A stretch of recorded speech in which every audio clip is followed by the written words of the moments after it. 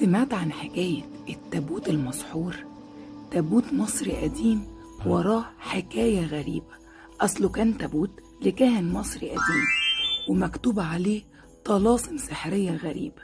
بيقولوا إن عليه رصد من الجن بيحرسه، وبيقولوا كمان إن اللي يشرب من مية التابوت ده تشفيه من لوعة العشق والغرام ومن ألم الفراق. وإزاي تابوت مصري قديم بالشكل ده يتنقل لحد قلعة الكبش في السيدة زينب، وكان بيعمل إيه هناك؟